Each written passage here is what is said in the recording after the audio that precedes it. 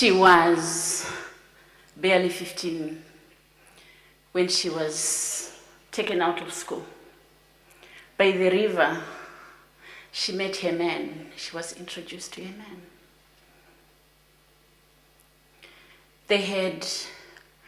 She had 14 pregnancies. She lost some of the children. It was during the war. Life was hard. She believed that her childhood was robbed, and yet she refused to wallow in the struggle of being vulnerable, but stood up there as a leader. I am the 14th pregnancy of my mother. I am an unplanned child. I am a product of biology and not a product of love. I know until my mother died when she was 83 years. I hope she finally fell in love with my father. Each year, each day, we hear the statistics that 15 million girls are married each year.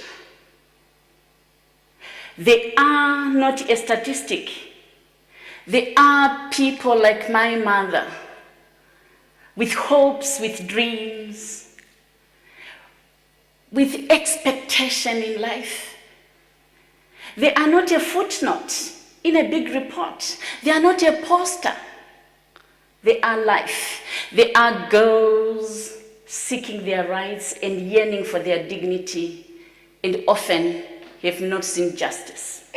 We often hear of the arguments. What are the causes of child marriage? We often hear the arguments.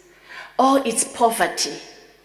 Show me any person who ever got out of poverty by receiving 3 chickens and 5 goats. We often hear the arguments. Oh, it's poverty. That's a scar on the conscience of our governments. If we have the level of poverty which pushes families and households to commodify their girls, it's unacceptable. We hear the arguments that, oh, it's culture, it's faith. I lead the World YWCA, the Young Women's Christian Association.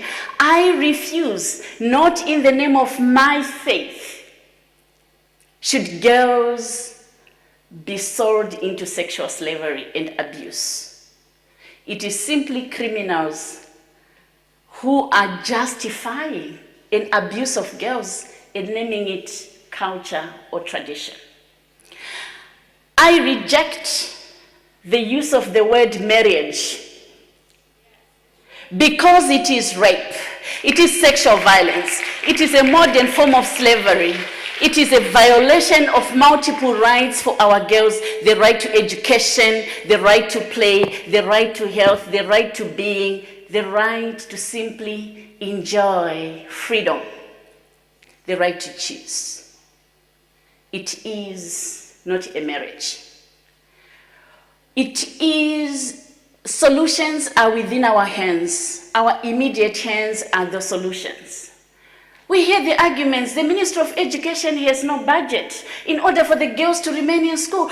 Buy 1 helicopter less. Why are you putting more money to military expenditure instead of putting money to education?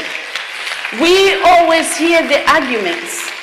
The arguments that, oh, because they are in refugee camps, oh, it's because there are wars, therefore they are being married because of protection. Stop the war. Stop the war.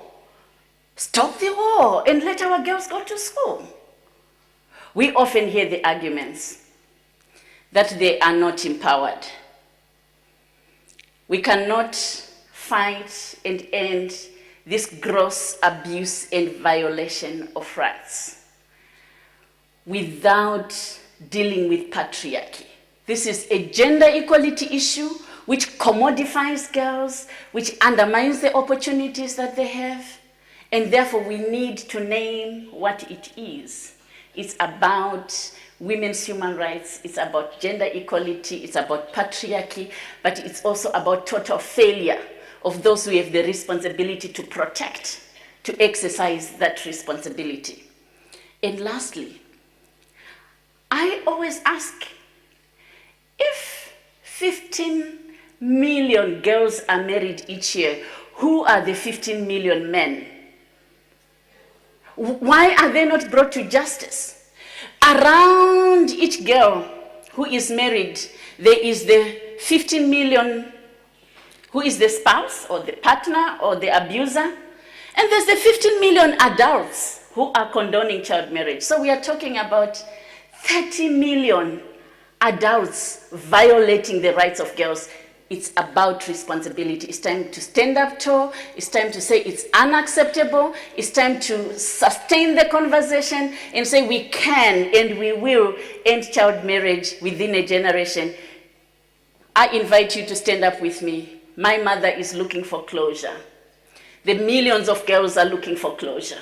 The millions of women who have experienced child marriage are looking for closure. And today we can have that closure if we dare to say no to this violence against girls in our lifetime. Thank you.